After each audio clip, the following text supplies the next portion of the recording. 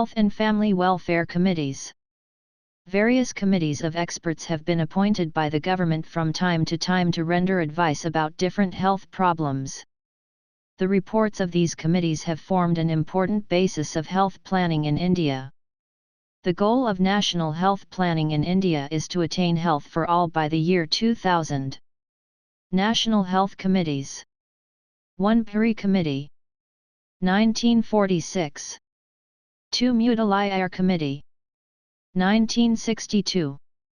3. Chadha Committee, 1963. 4. Mukherjee Committee, 1965. 5. Mukherjee Committee, 1966. 6. Junggalwala Committee, 1967. 7. Karta Singh Committee, 1973. 8. Shrivastava Committee, 1975. 9. Bajaj Committee, 1986. 1. Puri Committee, 1946. This committee, known as the Health Survey and Development Committee, was appointed in 1943 with Sir Joseph Puri as its chairman. It laid emphasis on integration of curative and preventive medicine at all levels. It made comprehensive recommendations for remodeling of health services in India. The report, submitted in 1946, had some important recommendations like 1. Integration of preventive and curative services of all administrative levels. 2. Development of primary health centers in 2 stages. A. Short-term measure 1 primary health center as suggested for a population of 40,000. Each PHC was to be manned by 2 doctors, 1 nurse, 4 public health nurses, 4 midwives, 4 trained dais, 2 sanitary inspectors, 2 health assistants, 1 pharmacist, and 15 other Class 4 employees. Secondary health center was also envisaged to provide support to PHC, and to coordinate and supervise their functioning. B. A long-term program, also called the 3 Million Plan, of setting up primary health units with 75 bedded hospitals for each 10,000 to 20,000 population and secondary units with 650 bedded hospital, again regionalized around district hospitals with 2,500 beds. 3 major changes in medical education, which includes 3-month training in preventive and social medicine to prepare social physicians. 2. Mudaliar Committee, 1962. This committee, known as the Health Survey and Planning Committee, headed by Dr. A.L. Mudaliar, was appointed to assess the performance in health sector since the submission of Puri Committee report.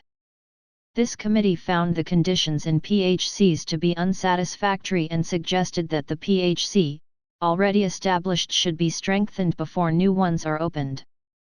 Strengthening of sub-divisional and district hospitals was also advised. It was emphasized that a PHC should not be made to cater to more than 40,000 population and that the curative, preventive, and promotive services should be all provided at the PHC.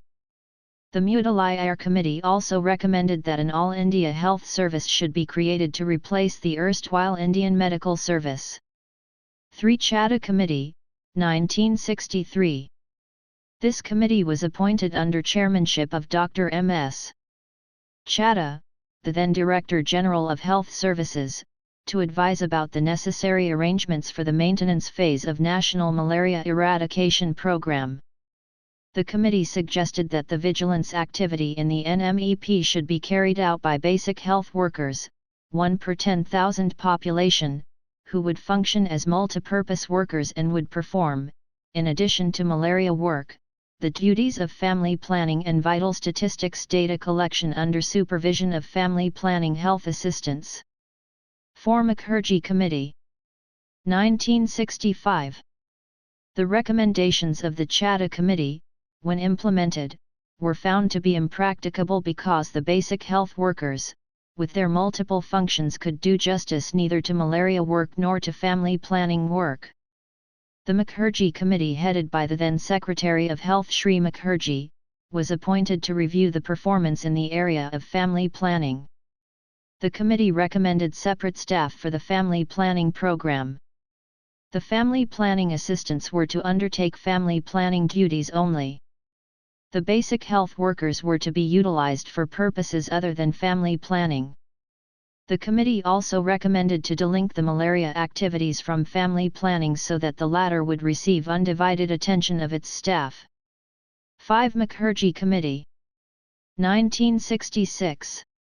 Multiple activities of the mass programs like family planning, smallpox, leprosy, trachoma, NMEP, maintenance phase, etc. were making it difficult for the states to undertake these effectively because of shortage of funds. A committee of state health secretaries, headed by the Union Health Secretary, Shri Mukherjee, was set up to look into this problem. The committee worked out the details of the basic health service which should be provided at the block level, and some consequential strengthening required at higher levels of administration. 6. Junggalwala Committee, 1967. This committee, known as the Committee on Integration of Health Services, was set up in 1964 under the chairmanship of Dr. N. Junggalwala, the then Director of National Institute of Health Administration and Education, currently NIFU. It was asked to look into various problems related to integration of health services, abolition of private practice by doctors in government services, and the service conditions of doctors. The committee defined integrated health services as a service with a unified approach for all problems instead of a segmented approach for different problems. B. Medical care and public health program should be put under charge of a single administrator at all levels of hierarchy. Following steps were recommended for the integration at all levels of health organization in the country. 1. Unified cadre. 2. Common seniority. 3. Recognition of extra qualifications. 4. Equal pay for equal work. 5. Special pay for special work. 6. Abolition of private practice by government doctors. 7. Improvement in their service conditions. 7. Karta Singh Committee. 1973. This committee, headed by the Additional Secretary of Health entitled the Committee on Multipurpose Workers under Health and Family Planning, was constituted to form a framework for integration of health and medical services at peripheral and supervisory levels. Its main recommendations were: A. Various categories of peripheral workers should be amalgamated into a single cadre of multipurpose workers, male and female. The erstwhile auxiliary nurse midwives were to be converted into MPW, F, and the basic health workers, malaria surveillance workers etc. were to be converted to MPW, M.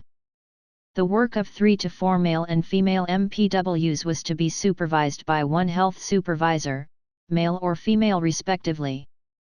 The existing lady health visitors were to be converted into female health supervisor.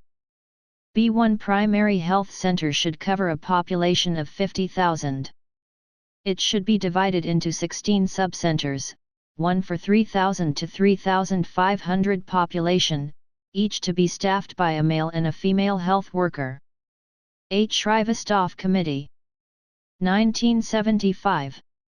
This committee was set up in 1974 as Group on Medical Education and Support Manpower to determine steps needed to I. Reorient medical education in accordance with national needs and priorities and 2.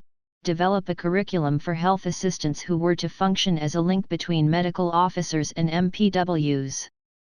It recommended immediate action for 1. Creation of bonds of paraprofessional and semi-professional health workers from within the community itself. 2. Establishment of 3 cadres of health workers, namely multipurpose health workers and health assistants between the community-level workers and doctors at PHC. 3. Development of a referral services complex. 4. Establishment of a Medical and Health Education Commission for planning and implementing the reforms needed in health and medical education on the lines of University Grants Commission. Acceptance of the recommendations of the Shrivastava Committee in 1977 led to the launching of the Rural Health Service. 9. Bajaj Committee, 1986. An expert committee for health manpower planning, production, and management was constituted in 1985 under Dr. J.S. Bajaj, the then professor at AIIMS. Major recommendations are: 1. Formulation of national medical and health education policy. 2. Formulation of national health manpower policy. 3. Establishment of an Educational Commission for Health Sciences, ECHS, on the lines of UGC. 4. Establishment of health science universities in various states and union territories. 5. Establishment of health manpower cells at center and in the states.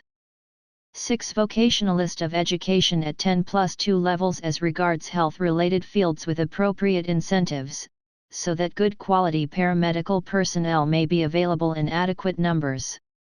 7. Carrying out a realistic health manpower survey. Please like, subscribe and click the bell icon.